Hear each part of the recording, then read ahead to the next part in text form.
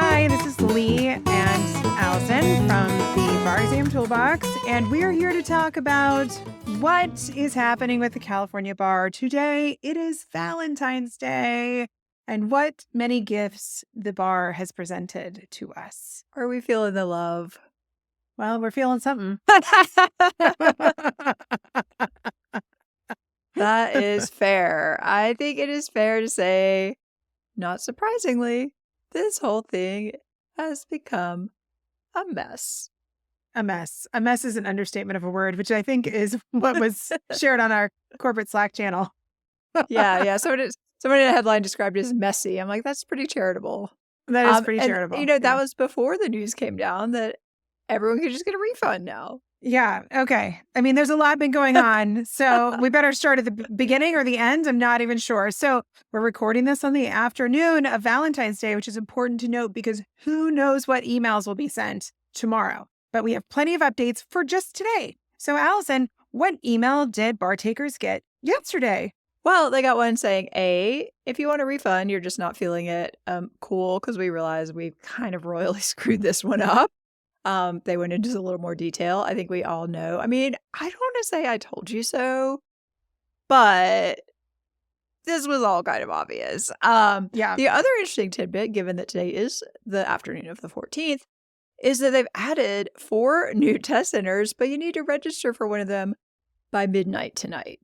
Yeah. So we're going to get this thrown up on YouTube as fast as possible. But if you want to register for one of those testing centers, you have to do it today. And they gave you like a little over 20 hours, 24 hours, 28 hours notice. I don't know, something like that. I mean, at the point I saw this email and went to the new update webpage, they said they might not even have them listed yet. And that was like, I don't know, 8 p.m. or something yesterday. Oh my gosh. So yeah, maybe a little over 24 hours. So if you do want to, get on that in-person train near you, do that right the second.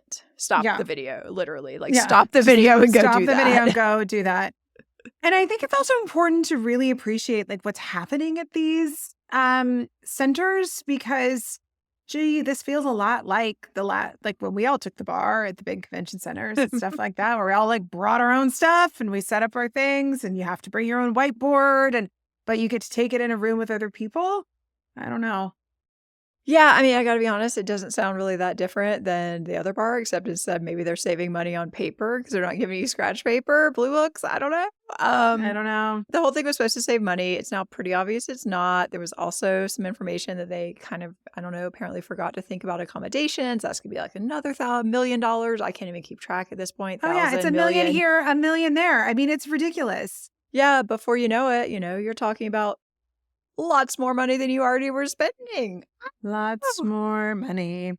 So I thought there were some other interesting things that came out. One is that the bar was shocked that more people wanted to sign up for this exam than usual, even though because it's remote, people all over the country could take it without sitting in California. I don't know why this never crossed their mind, but that's been part of the problem, apparently, is there are just too many more people who want to sit. Wasn't it? I'm looking at my notes. It was like an extra 1,800 people.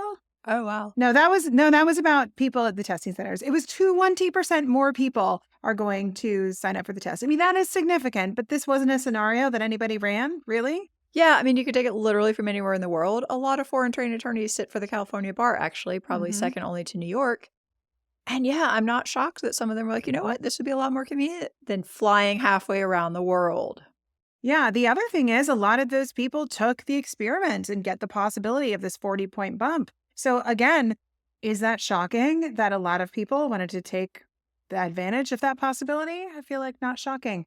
We might have more information about the experiment. No, never mind. They're not going to share any information about the experiment. So we don't know how many people sat for it, how they did. They don't know, are getting score bumps. As far as I understand, I've talked to people who are like, yeah, I took it. I have no idea how I performed. Nobody knows. Yeah. That was a couple of days ago. So I don't think any real information has come out about this. I mean, this whole thing, as we said in the very first video we ever did, just seems pretty ill thought out and rushed.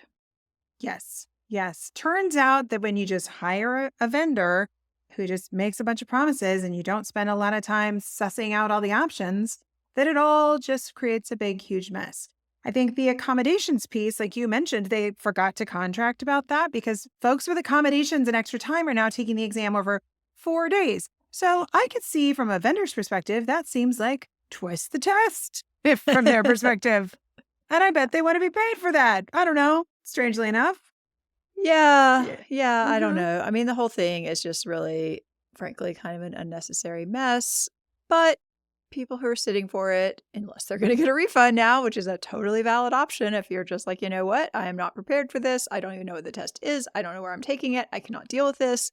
I might rather get my money back minus bank fees, which I just really Oh, yes. appreciated. That was just very Um, tacky. yeah, I'm like, you know what? It's not that much. You could just give the full refund. But hey, if you're willing to stomach the 1 to 3% they're probably charging you for a bank fee, you could just get out of the whole mess. But if you're not, I think we have some advice here, right, Lee? Yes, we do.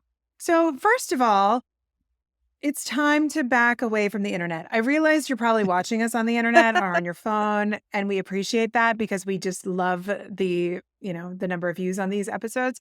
But you need to back away. You got to back away from Reddit. I have, Reddit on my phone and things pop up as people are talking about the bar. And it is really stressful for me as someone who is not sitting for the bar to read these posts. And I'm not saying that anyone shouldn't be venting about how frustrated they are because this is a lot.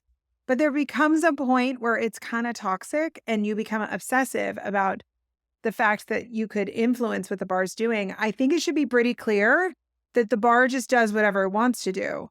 And it isn't really interested in your complaints or your thoughts. People are talking about writing to the board of trustees or attending board meetings, all of that stuff. It is no secret that this is a mess. But if you're going to sit for it, it's time to shut it down and study for this test.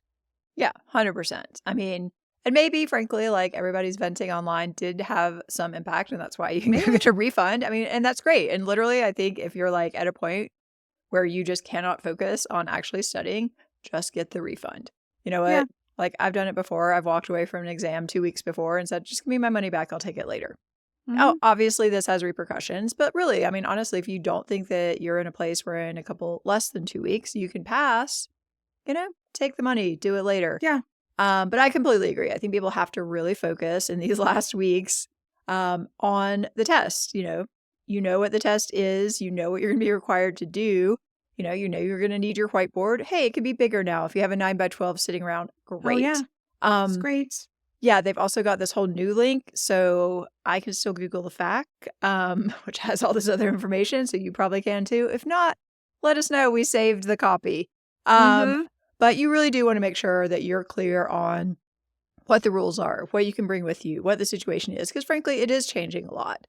And you need to make sure, to give yourself the very best chance of passing. Because as we've said many times, a certain percentage of people, probably about the same as always, will pass the test. Yeah. So would you like to be in that group? Then do everything that you can to just perform at your best and make the most of a situation that is a bit chaotic.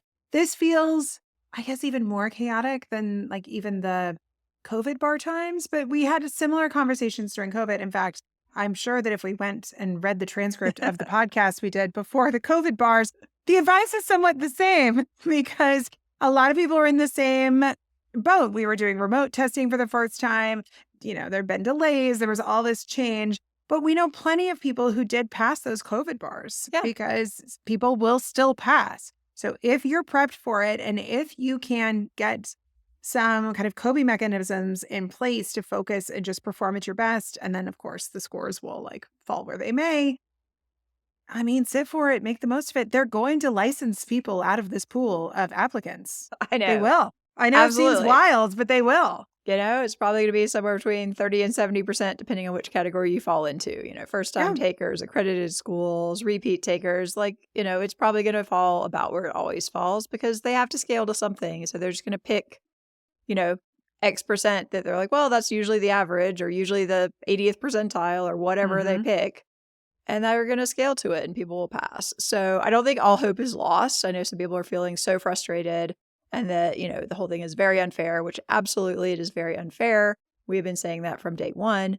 But if you're in this situation, I think, this last week or so is the time to just turn it all off, get out the books, do the practice questions, do the MBE questions, Make sure you've got everything prepped and ready to take with you or do at your house or whatever it is. But yeah, anything you can do to stop that downward spiral of anxiety, I think, is the key really to passing this test. Yeah. So if I was taking this test at the end of this month, what I would probably do is take the schedule that we know is pretty much like an hour of testing for those under typical time, and then, a 5-minute break. And I would plan out my day that way and do those chunks and have myself sit in one spot for the testing time. And then you can take, use your bathroom breaks during the breaks. Use that to go get water or whatever, and just get really comfortable with the rhythm of this test, because you want to be so comfortable with it that when things go wrong, because there will be technical glitches that come up, that you're not going to just be totally thrown off. You want this to feel like old hat. I would probably also turn off my phone. I was just at a show last night where they took our phones away and locked them up, which I hadn't been to a show where that happens in a long time. And so it was like 2.5 hours with my phone. And I was sitting there. I know, it was so weird because there were moments where my husband was like, well, I'd look that up, but I can't look it up because I don't have my phone. And then he went to the restroom and I just sat by myself, staring out into the abyss because I had nothing to do. So it's a good reminder that you can turn off your devices, and literally nothing bad happened when I was offline. But I would turn off my devices for those 3-hour blocks and get used to it, because I think that cutting out the noise and just focusing on the task at hand is probably the best thing you can do. Yeah, 100%. As much as you can get close to testing conditions, whatever they might be.